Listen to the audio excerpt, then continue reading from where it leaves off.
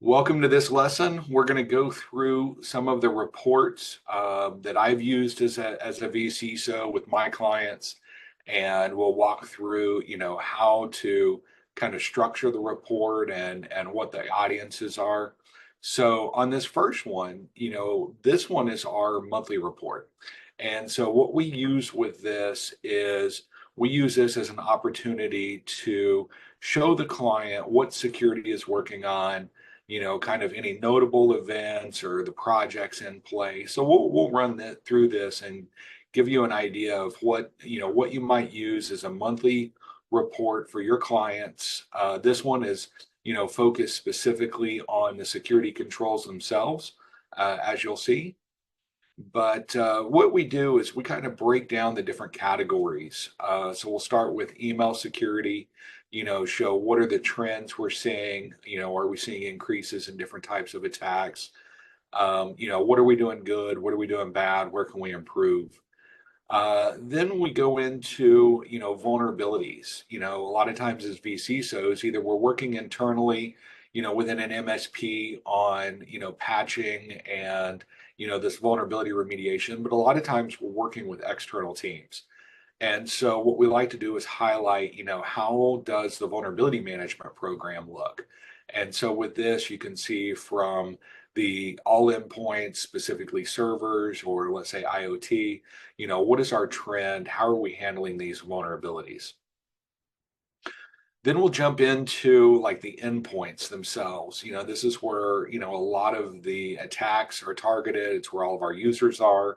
So we'll, highlight the different areas of endpoint security, what kind of threats we've seen, if there's any open investigations, and then, any details that might just add some context of what the security team's seeing.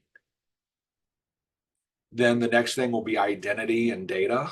So you can see here, how many new accounts, how many accounts have been turned off, role changes, stale accounts. There's different ways to, report on this. So we'll, talk through just, these key metrics. And then with data, we're looking at, if there's a DLP solution in place, what kind of alerts, what kind of, data is leaving the organization. So if we see any spikes in these, we can start looking at, okay, was this an incident? And then, at the end of the report, we're kind of given this summary, like what are some occurrences that jumped out at us? And really, this is kind of bringing everything together. So we might have a page in here for projects in flight, the status of those projects, but we kind of want to summarize it up on this monthly cadence of, is there anything we need to worry about? Is there anything that was an awesome win for the team? And just communicate this more frequently. So the next thing I want to do is I'm going to go into our quarterly report. And so with a quarterly report, a lot of times this report is done to a executive level, like an executive steering committee or even the executive or the board of directors. So this one, we want to take this quarterly report and really kind of highlight the security program, but remove a lot of the technical details. So I've taken the, kind of our report, we put in an agenda. This one was specifically a fourth quarter report so that I can highlight, our year-end review and what the next year looks like for our client. So the way we do our year-end reviews, and each person can do this differently, as your CISO practice evolves, but what I like to do is use, this cyber defense matrix. And, I explained to the board that, these bubbles will show what our coverage is and where our gaps are. So we can, immediately show this is how we're doing in the security program, and how we're doing on identifying all of our assets, protecting them, detecting incidents. And so this allows us to communicate, this is where we are now. And then any changes, we'll highlight that. So this is like a slide animation. So we can just highlight, for this year that we just finished, these are the areas that we really honed in on and had some notable improvements. Then we'll typically go through a roadmap. This was our roadmap going into the year. What were our goals? What were the different areas that we decided to focus on? And, we present this at the beginning of the year. Here's our goals for the year. And then as we close out, we'll put in a slide and say, okay, all of our objectives were on this roadmap. And so this is, how we're doing, and it'll be a discussion point. Then we'll go into, let's say, the next year. So what are our goals going into this next year? And this, communicates that visibility to the executive team, saying, we told you what we were going to do last year. Here's how we achieved that. Here's what we're going to do going into this next year. And it keeps that strategic vision of the security program at the executive level, so that they're aware. They don't need to know every detail, everything you're doing, but ultimately just communicating, this is the goals, this is the roadmap. And then, with that, you can use the same type of picture to say, this year we're going to focus on our data identification. So, maybe we've hardened, our different assets in our protect column, but that data identification, where our sensitive data is, where we need to focus. So we'll highlight, this is exactly what we're going to be focusing on this next year as far as how to help the business. Then what we'll do is quarterly, we'll bring up any big problems, right? So when you're talking with the executive team, they're going to want to understand risk to the business, any risk or issues that are holding up security or causing a problem within the business. So we'll highlight, this is a problem, this is the risk, and we've got a possible solution. And when you phrase it this way, a lot of time the board doesn't want you to come to them with a problem.